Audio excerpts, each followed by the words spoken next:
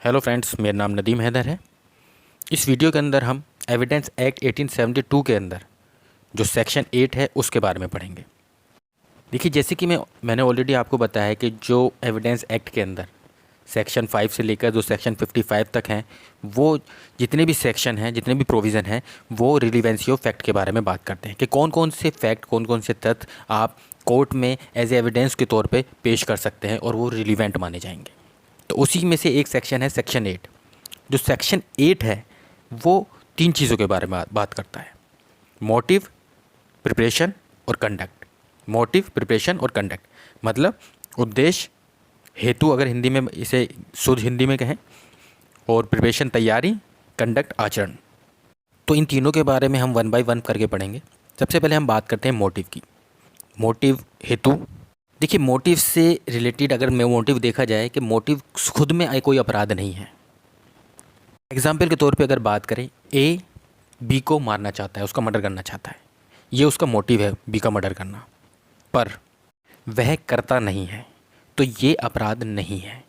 पर जब अपराध कमिट हो जाता है, क्राइम कमिट हो जाता है, तो जो मोटिव है वो बहुत ही इम्पोर्टेंट पार्ट बन जाता है। फिर आप कोर्ट के अंदर ये चीज़, इस चीज़ का एविडेंस दे सकते हैं, इस तथ्य का एविडेंस दे सकते हैं कि इस पर्सन का, ए का मोटिव था बी को मारना। मोटिव से रिलेटेड जो आप फैक्ट देंगे वो रिलीवेंट होगा उस केस में, अगर क्राइम कमिट हो जाता है। देखिए, मोटिव से रिलेटेड जो फैक्ट्स हैं वो कोर्ट के अंदर इसलिए दिए जाते हैं एज एविडेंस के तौर पे, ताकि जो कोर्ट है वो उसको मामले का, जो भी केस है, जो मामला है, उसको समझने में हेल्प मिले, और साथ में जो एक्यूज है उसके काम से, मतलब कि उसने जो एक्ट किया है उससे उसको जोड़ा जा सके, कनेक्ट किया जा सके, इसमें हेल्पफुल हो उसने वो क्राइम, वो अपराध क्यों किया है। हालांकि उन मामलों में, जिन मामलों में डायरेक्ट या फिर क्लियर आप कह सकते हो एविडेंस मौजूद है, तो उसमें मोटिव की इतनी ज़्यादा इम्पोर्टेंस नहीं रह जाती है। एग्जाम्पल के तौर पे अगर बात करें, ए ने बी का मर्डर किया, उस टाइम पर जो सी था वो आई विटनेस था, उसने अपनी आंखों के सामने वो होता हुआ देखा।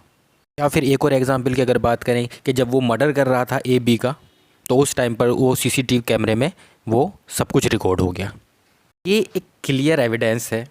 तो इसलिए इस केस में जो मोटिव है, मोटिव से रिलेटेड जो फैक्ट है, वो इतनी ज़्यादा इंपॉर्टेंस नहीं रखते।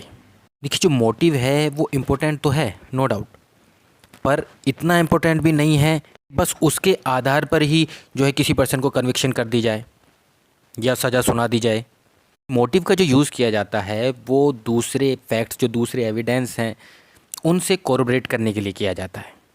मोटिव की जो इम्पोर्टेंस है उन मामलों में ज़्यादा है जहाँ पर जो सर्कमस्टेंशियल एविडेंस के ऊपर ज़्यादा डिपेंड होते हैं जो मामले, मतलब हिंदी में अगर कहा जाए परिस्थितियों के साक्ष्य पर जो आधारित मामले होते हैं, उनमें मोटिव की ज़्यादा इम्पोर्टेंस होती है, ज़्यादा महत्ता होती है। अगर ऐसे मामलों में मोटिव प्रूव करने में अगर प्रोसिक्यूशन जो है फेल हो जाती है, तो उस केस में जो एक्यूज्ड है उसका दोष सिद्ध करना जो है बहुत ही कठिन हो जाता है, या आप कह सकते हो कि उसको कन्विक्शन या कराना बहुत ही मुश्किल हो जाता है, टफ हो जाता है कि उसने वो काम जो है वो ऑफेंस किया है।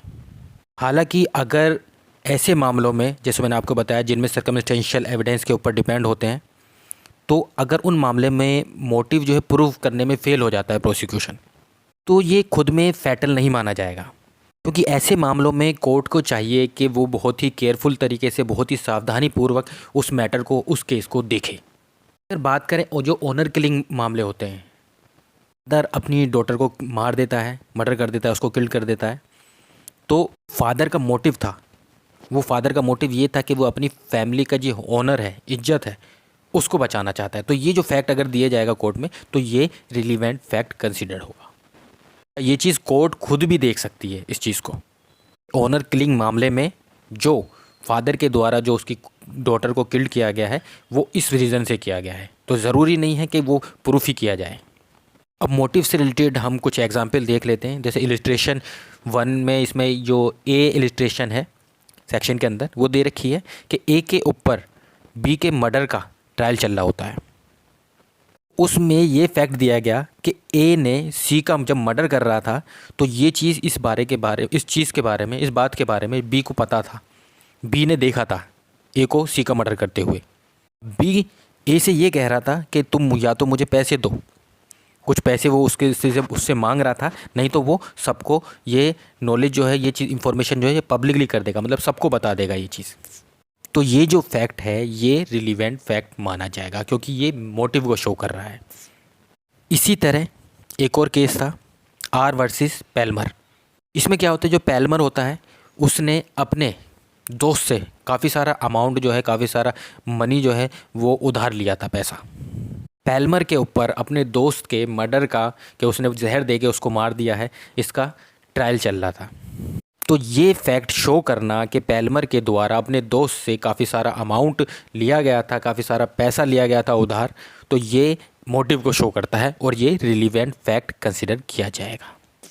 इसी तरह एक और केस है आर वर्सेस रिचर्डसन। में क्या था, जो एक्यूज था, जो अपराधी था, उसने एक लड़की का मर्डर कर दिया था जो कि प्रेग्नेंट थी और उसके बच्चे की मां बनने वाली थी। तो रिचर्डसन ने अपने कैरेक्टर को बचाने के लिए उस गर्ल का मर्डर कर दिया। तो ये एक रिलीवेंट फैक्ट है क्योंकि ये मोटिव को शो कर रहा है। अब बात करते हैं प्रिपरेशन की, तैयारी की। प्रिपरेशन जो है वो खुद में कोई क्राइम नहीं है, खुद में कोई ऑफेंस नहीं है। आईपीसी के अंदर अगर देखेंगे, इंडियन पिनल के कोड के अंदर कुछ सेक्शन को छोड़कर जिसमें प्रिपरेशन जो है वो ऑफेंस है, क्राइम है, और सेक्शनों में जो प्रिपरेशन है वो क्राइम नहीं है, ऑफेंस नहीं है। एग्जाम्पल के तौर पे अगर बात करें, सपोज़ करिए कोई पर्सन है वो कुल्हाड़ी लेकर जा रहा है, तो आप इस बेसिस पर कि सिर्फ वो कुल्हाड़ी लेके जा रहा है तो आप कंप्लेन तो नहीं कर सकते। भाई आपको क्या पता वो कुल्हाड़ी किसी को मारने के लिए लेके जा रहा है या फिर लकड़ी काटने के लिए लेके जा रहा है। इसी तरह कोई पर्सन अगर रस्सी लेके जा रहा है तो आप उसको देख के सिर्फ ये नहीं कह सकते कि वो रस्सी जो है उसको वो इसलिए लेके जा रहा है कि वो किसी को लटका के मारेगा, ऐसा नहीं बोल सकते। हो सकता है वो किसी और पर्पज़ के लिए लेके जा रहा हो वो रस्सी। अगर जो ऑफेंस है वो कमिट हो जाए, क्राइम कमिट हो जाए, उस टाइम पर जो वो प्रिपरेशन, जो वो रस्सी लेके जा रहा था, जो वो कुल्हाड़ी लेके जा रहा था, उससे रिलेटेड अगर कोई भी फैक्ट दिया जाएगा कोर्ट के अंदर तो वो रिलीवेंट कंसीडर होगा।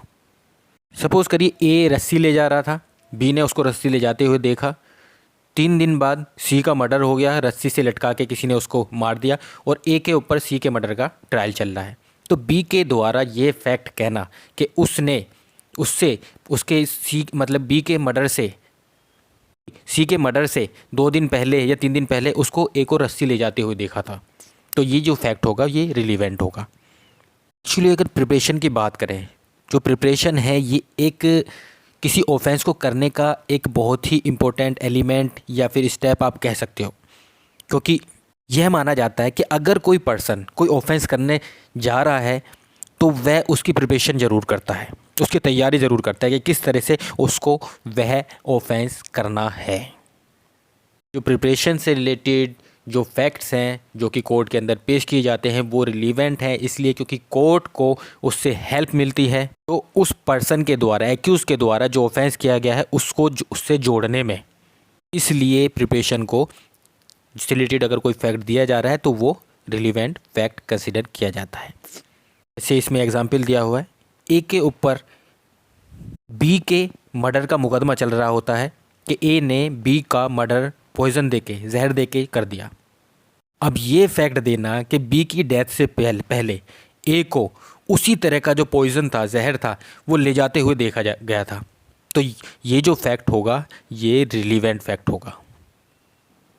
अब बात करते हैं तीसरे पॉइंट की। तीसरा पॉइंट था प्रीवियस और सब्सिक्वेंट कंडक्ट, जिसको आचरण कहा जाएगा। हिंदी में अगर कहा जाए पूर्ववर्तीय या पश्चातवर्तीय आचरण। देखिए कंडक्ट से रिलेटेड हम 2-3 चीज़ें पढ़ेंगे, 3-4 चीज़ें, जैसे कि किस किस पर्सन का, लोगों का जो कंडक्ट है वो रिलीवेंट माना जाएगा, या फिर जो खाली कोई स्टेटमेंट कहना, कुछ बात कहना, क्या ये भी कंडक्ट के अंदर इंक्लूड होगा या नहीं होगा, क्या साइलेंट होना मतलब कि कंडक्ट में इंक्लूड होगा या नहीं होगा।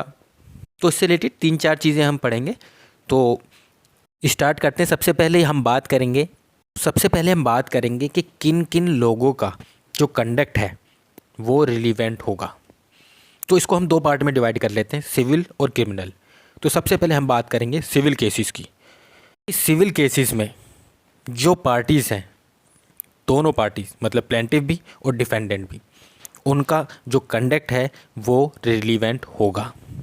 प्लेंटिफ और डिफेंडेंट दोनों का ही जो कंडक्ट होगा वो रिलीवेंट माना जाएगा। तो उससे रिलेटेड अगर कोई भी जो फैक्ट्स हैं वो कोर्ट में एज एविडेंस के तौर पर पेश किए जा रहे हैं तो वो रिलीवेंट होंगे। साथ में जो प्लेंटिफ और डिफेंडेंट हैं उनके जो एजेंट हैं उनका कंडक्ट भी रिलीवेंट होगा सिविल सूट में, सिविल केसेस में। अब बात करते हैं क्रिमिनल केसेस की।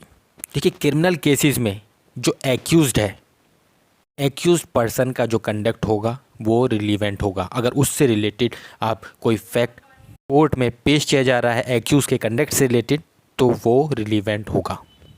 पर क्रिमिनल केसेस में ये चीज़ इम्पोर्टेंट है कि क्रिमिनल केसेस में जो एक्यूज पर्सन है उसका जो एजेंट है उसका जो कंडक्ट है वो इतना ज़्यादा रिलीवेंट नहीं होगा, मतलब कि वो रिलीवेंट कंसिडर नहीं किया जाएगा जो एक्यूज का एजेंट है उसका। इसका रीज़न ये है कि ज़रूरी नहीं है कि जो एक्यूज का अगर गिल्टी माइंड है तो जो उसका एजेंट है उसका भी गिल्टी माइंड हो या वो भी सेम वही सोच रखता हो।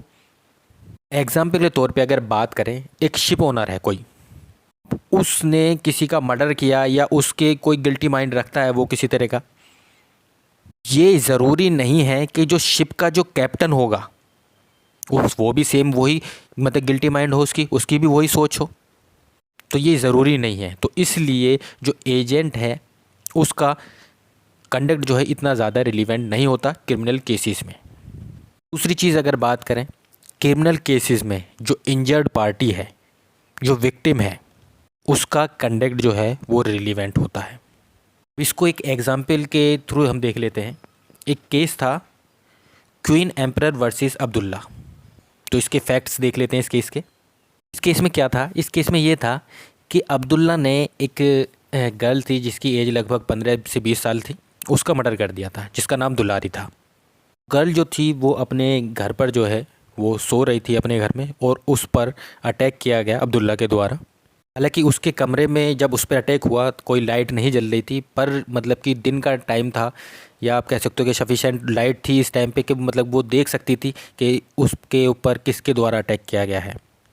इस पर्सन के द्वारा उसके ऊपर अटैक किया गया, उसने उसका गला काट दिया लेज़र से।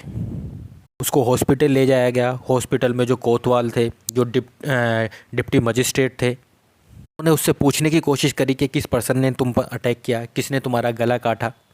पर गला कटने की वजह से, क्योंकि गला जो है काफ़ी ज़ख्म जो काफ़ी गहरा था, तो इस वजह से वो बोल नहीं पा रही थी। हालांकि वो पूरी तरीके से कॉन्शियस थी। जब कोई क्वेश्चन उससे पूछ रहा था तो वो देख रही थी उसकी तरफ, बात को समझ रही थी। तो उसने जब उस पर क्वेश्चन पूछा गया तो उसने गर्दन को हिला के हाँ या ना में मतलब कि वो आंसर देना चाहा, पर इस पर डॉक्टर ने ये चीज़ मना कर दिया कि आप गर्दन मत हिलाओ वरना ज़ख्म जो है और ज़्यादा बढ़ जाएगा। इसके बाद जब उस पर क्वेश्चन पूछे गए तो उसने सिर्फ अपने हाथ को हाँ या ना में हिलाकर आंसर दिया। अब मजिस्ट्रेट ने उससे काफ़ी सारे लोगों का नाम लिया कि इस्माइल, अकबर या औरों के नाम लिए काफ़ी लोगों के कि इन्होंने ये मर्डर किया है या इन्होंने मतलब कि ये चीज़ जो आपके साथ जो है आपके ऊपर अटैक किया है। तो उसने अपना हाथ जो है वो ना में इशारा किया। पर जब अब्दुल्ला का नाम आया तो उसने अपने हाथ को जो है हाँ में इशारा किया। मजिस्ट्रेट थे, उन्होंने उस गर्ल से मतलब अलग अलग तरह के क्वेश्चन पूछे और उसने हाँ या ना में इशारा किया। तो उसमें बाद में मतलब क्वेश्चन पूछने के बाद उनको कुछ चीज़ों का आंसर मिल गया, जैसे कि वो घर में उस टाइम पर अकेली थी, उसके रूम में लैंप तो नहीं जल रहा था, पर जो मतलब कि उजाला था उसके घर में इतना सफिशिएंट था कि वो पहचान सकती थी कि कौन पर्सन है कौन नहीं, क्योंकि मॉर्निंग का टाइम था। उसका गला जो काटा गया वो रेजर से काटा गया। इन चीज़ों के आंसर निकालने में वो सक्सेसफुल रहे। अब होता क्या है कि वो लड़की 3 दिन के बाद जो है उसकी डेथ हो जाती है, वो मर जाती है। अलीगढ़ का केस है। जो अलीगढ़ के जो सेशन जज थे उस टाइम पर, उन्होंने इस बिहाफ पे, इन सभी फैक्ट्स के बिहाफ पर जो है उसको अब्दुल्ला को कन्विक्ट कर दिया, मतलब उसको दोषी पाया गया वो उस गर्ल के दुलारी के मर्डर का। अब्दुल्ला ने जो इलाहाबाद हाई कोर्ट था वहाँ पर इसकी अपील करी। फुल बेंच के सामने यही क्वेश्चन रखा गया कि अब्दुल्ला की तरफ से, फिर आप कह सकते हो कि ये क्वेश्चन आया उनके सामने कि इस चीज़ को, क्योंकि उसने हाथ से जो इशारा किया, इसको किस चीज़ में कंसीडर किया जाएगा? इसको सेक्शन 8 में कंडक्ट में माना जाएगा, इंजर्ड पर्सन के कंडक्ट में माना जाएगा कि इंजर्ड पर्सन के द्वारा एक कंडक्ट था तो उसमें कंसीडर किया जाएगा सेक्शन 8 में, या फिर ये सेक्शन 32 के अंदर ऐसे डाइंग डिक्लेरेशन माना जाएगा? किस में रिलीवेंट होगा ये फैक्ट? कि इसमें जो मेजॉरिटी ऑफ जज थे उन्होंने यही कहा कि ये जो कंसीडर होगा ये सेक्शन 32 के अंदर डाइंग डिक्लेरेशन में होगा, ये सेक्शन 8 में एप्लीकेबल नहीं होगा। पर जो महमूद जस्टिस थे उन्होंने ये चीज़ कहा कि ये सेक्शन 8 के अंदर रिलीवेंट होगा, डाइंग डिक्लेरेशन में मतलब कि सेक्शन 32 के अंदर जो है रिलीवेंट नहीं माना जाएगा ये फैक्ट।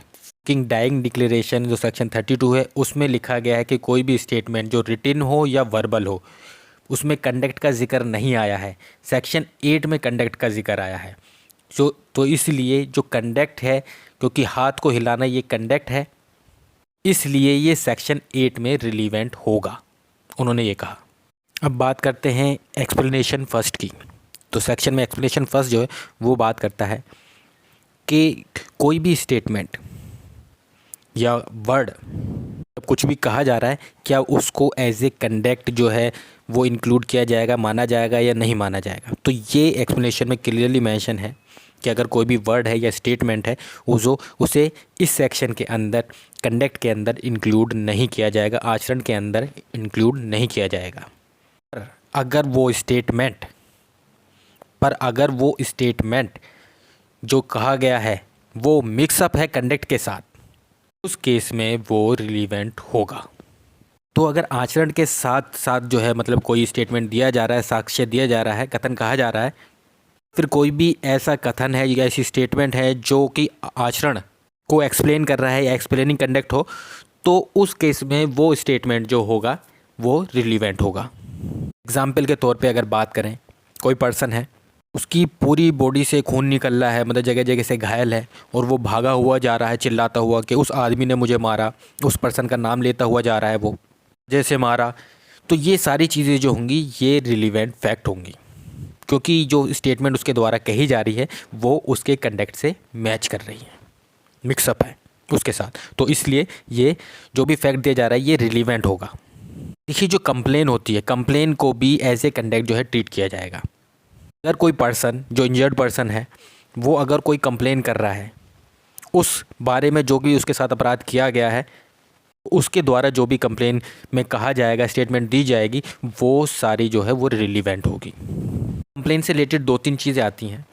पहली चीज़ तो ये कि कंप्लेन वो पुलिस को करेगा तब रिलीवेंट होगी, या किसी भी पर्सन को करेगा वो रिलीवेंट होगी या नहीं होगी। दूसरा कि कंप्लेन जो है कब की जाए, कब नहीं, कितनी देर बाद जो कंप्लेन की जाएगी तब रिलीवेंट होगी या नहीं होगी। तो 2-3 चीज़ें हैं इस चीज़ से रिलेटेड, तो उसमें क्लियर कर देते हैं हम। तो एक केस था आर वर्सेस लिलीमैन। इस केस में ये चीज़ कही गई कि आर वर्सेस लिलीमैन में 3 चीज़ें कहेंगे। पहली चीज़ ये कंप्लेन होनी चाहिए वो स्पीडली होनी चाहिए, मतलब कि एकदम वेरी फर्स्ट ओकेजन में होनी चाहिए, जल्द से जल्द होनी चाहिए। दूसरी चीज़ ये कही गई कि जो कंप्लेन है वो खुद में अपने आप में प्रूफ नहीं है फैक्ट का, ये एक तरह से एविडेंस है जो कि जिसको दूसरे जो फैक्ट्स हैं, जो दूसरे एविडेंस है उनके साथ कोरोबरेट किया जाएगा। अगर आपने कंप्लेन कर दी तो आप ये समझिए कि ये प्रूफ हो गया, तो ये प्रूफ नहीं है, जस्ट एविडेंस है एक। तीसरा ये कहा गया कि अगर कोई पर्सन बिना कंप्लेन के जो एग्रीड पार्टी है वो कंप्लेन नहीं कर रहा है किसी को, बस सिर्फ जो फैक्ट्स हैं उनको बता रहा है कि मेरे ऐसे हुआ था, ये हुआ था, वो हुआ था, मतलब कि वो कंप्लेन के फॉर्म में नहीं है, तो उस केस में जो वो फैक्ट्स होंगे वो रिलीवेंट नहीं होंगे। केस में कंप्लेन से रिलेटेड ये चीज़ें बताई गई। अब एक हमारा क्वेश्चन था कि जो कंप्लेन है वो एफआईआर वाला और या मतलब कि या किसी भी पर्सन को कंप्लेन की जा सकती है। अगर कंप्लेन जो है पुलिस को की जा रही है, पुलिस स्टेशन में की जा रही है, तो ये एफआईआर है, तो ये रिलीवेंट होगी, पर ये खुद में प्रूफ नहीं है। जो एफआईआर के जो कंटेंट है वो सारे सत्य हैं। इसी तरह ये चीज़ है इससे रिलेटेड कि कंप्लेन जो है आप किसी को भी कर सकते हैं, एनी पर्सन। तो जैसे कि मैंने आर वर्सेस लिलीमैन में बताया कि आप किसी को भी, मतलब जो चीज़ें हैं 3 चीज़ें बताई, तो पर वो चीज़ें फॉलो होने चाहिए। अब एक्सप्लेनेशन 1 से रिलेटेड कुछ केस लॉज देख लेते हैं। चंद्रकार बनाम भगवान दास 1931 कोलकाता का केस है। इसमें ये हेल्ड किया गया कोर्ट के द्वारा कि अगर कोई पार्टनर फर्म को छोड़ रहा है और उस टाइम पे उसके द्वारा जो कोई भी कथन किया जा रहा है, कोई भी स्टेटमेंट दी जा रही है, तो वो रिलीवेंट मानी जाएगी। उसको ऐसा माना जाएगा कि वो कंडक्ट है, क्योंकि वो उस पार्टनर के फर्म को छोड़ने का जो है, जो भी स्टेटमेंट कही जा रही है छोड़ने पर, वो उसके कंडक्ट को बता रहा है। एक और केस है आर वर्सेस ओबरसन 1905, ओसबोर्न 1905। इसमें क्या होता है कि एक 12 वर्ष की लड़की होती है, पर एक्यूज़ के द्वारा कुछ गलत तरीके से हमला किया गया। तो उसके साथ एक दूसरी लड़की थी जो कि 11 वर्ष की थी। उसने न्यायालय को ये बताया कि वह उस लड़की को जो 12 साल की थी उसको छोड़कर अभियुक्त के पास गई थी, और उसने लौटते हुए देखा, जब वो वापस आ रही थी तो उसने लौटते हुए देखा था कि वह लड़की जो है 12 साल वाली जो लड़की थी वो भागे जा रही थी। इसलिए उसने उससे पूछा कि तू क्यों भाग रही है, हमारे लौटने का इंतज़ार क्यों नहीं किया। तो उस पर उसने उस लड़की को अपराधी का नाम बताया, कि एक्यूज पर्सन का नाम बताया, और साथ में किस तरह का अपराध उसके साथ किया गया उसके बारे में बताया। तो ये जो फैक्ट होगा उस लड़की के द्वारा जो दिया जा रहा है न्यायालय में, ये रिलीवेंट होगा। अब बात करते हैं दूसरी एक्सप्लेनेशन की। तो दूसरा एक्सप्लेनेशन कहता है कि अगर कोई ऐसा पर्सन है जिसका जो कंडक्ट है वो रिलीवेंट होगा, अगर किसी पर्सन का कंडक्ट रिलीवेंट है और उस पर्सन से कोई भी स्टेटमेंट, कुछ भी शब्द कहा जाता है, या फिर उसकी प्रेजेंस में किया जाता है, कोई भी शब्द कहा जा रहा है, और उसे सुनने के बाद उसके आचरण में किसी तरह का इफेक्ट आता है, प्रभाव पड़ता है, तो ये फैक्ट जो है, इससे रिलेटेड अगर फैक्ट्स दिए जाएंगे तो ये भी रिलीवेंट होंगे। इसमें एक एग्जांपल तो आप ये लिख सकते हैं, क्वीन एम्परर वर्सेस अब्दुल्ला वाला, क्योंकि जो इंजर्ड पार्टी थी, जो वो गर्ल थी, इंजर्ड पर्सन था, तो उसका जो भी कंडक्ट था वो रिलीवेंट था, दिया जाएगा। और उससे जब चीज़ें पूछी गई, स्टेटमेंट बताई गई, तो उसका हाथ को हिलाना, हाथ में जवाब देना, कंडक्ट जो था वो रिलीवेंट था। इसका दूसरा एग्जांपल ये दे सकते हैं, क्वेश्चन ये है कि क्या ए ने बी के यहाँ पे चोरी करी है, डकैती डाली है। अब बी के यहाँ चोरी होने के बाद सी ने ए की प्रेजेंस में ये कहा कि जो पुलिस है वो उस पर्सन को ढूंढ रही है जिसने बी के यहाँ पर डकैती डाली, चोरी करी। ए इतना सुनता है और ये सुनते ही वो वहाँ से भाग जाता है। तो ये जो कंडक्ट जो शो कर रहा है, ये जो फैक्ट है, ये रिलेवेंट होगा कंडक्ट से रिलेटेड। मतलब ए ने कहा कुछ नहीं, बोला कुछ नहीं, सिर्फ वो चीज़ सुनी जो सी ने कहा, और ये सुनते ही वो वहाँ से भाग गया। अगर इस चीज़ का फैक्ट दिया जा रहा है तो ये रिलेवेंट होगा।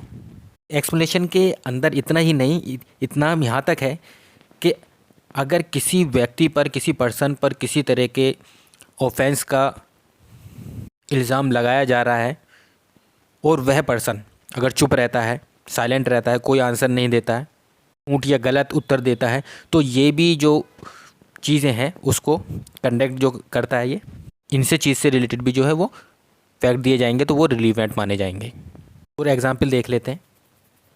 क्वेश्चन ये है कि क्या ए ने बी से 10,000 रुपये उधार लिए थे, और फैक्ट ये है कि ए जो है वो सी से कुछ पैसा उधार मांग रहा होता है। उस टाइम पर वहाँ पर डी भी बैठा होता है। तो डी सी से कहता है ए की प्रेजेंस में कि ए ने ऐसे ऐसे बी से भी 10,000 रुपये उधार लिए थे पहले, और इसने पैसे वो लौटाए नहीं है अभी तक, तो इस पर आप भरोसा मत करो, इसे पैसे मत दो, ये तुम्हारे पैसे वापस दे या नहीं दे। तो अब ए जो है ये वहाँ पर प्रेजेंट होता है, और प्रेजेंस उसके सामने ही कहा जाता है, क्योंकि वो उसको सुनने के बाद वो कुछ नहीं कहता, ए वहाँ से उठता है और चला जाता है। तो ये जो फैक्ट होगा ये भी रिलीवेंट फैक्ट होगा। एक केस लॉ और देख लेते हैं, मेन वर्सेस मेम 1949 का केस है ऑस्ट्रेलिया का। इसमें क्या होता है कि एक वोमेन होती है, वो अपने बच्चे का एडमिशन करा रही, रजिस्ट्रेशन करा रही होती है। तो उस टाइम पर वो उससे उसके बच्चे का, मतलब कि जो उसके बच्चे के जो फादर होते हैं उसका नाम पूछा जाता है, और उस लेडी का व्यवसाय, बिजनेस पूछा जाता है कि आप क्या करते हो क्या नहीं। तो लेडी जो होती है वो पूछने पर भी ना तो उस बच्चे के फादर का नाम बताती है और ना ही वो अपना व्यवसाय बताती है, बिजनेस के वो क्या करती है क्या नहीं करती है। न्यायालय ने, जो कोर्ट ने इस चीज़ से ये चीज़ ड्राइव करी कि वो जो गर्ल है, वो जो वोमेन है, वो उसके बच्चे के फादर को नहीं जानती है, वो बच्चा जो है वो इलेजिटिमेट है, मतलब नाजायज़ बच्चा है। अब चाहे वो अडल्ट्री की वजह से हुआ हो या फिर जो है वो ऐसा काम करती है प्रोस्टिट्यूट का, जिससे उसको पता नहीं है उसके फादर कौन है, तो दोनों ही हालातों में जो बच्चा जो है वो इलेजिटिमेट है, नाजायज़ है। तो इस वीडियो के अंदर इतना ही। Thank you very much. थोड़ी लॉन्ग हो गई ये वीडियो, क्योंकि इंपॉर्टेंट पॉइंट थे काफ़ी सारे, तो बताना ज़रूरी था। सारी चीज़ें तो नहीं कर सकते, पर फिर भी जितना हो सका शॉर्ट में उतना बताने की कोशिश की गई। Thank you very much.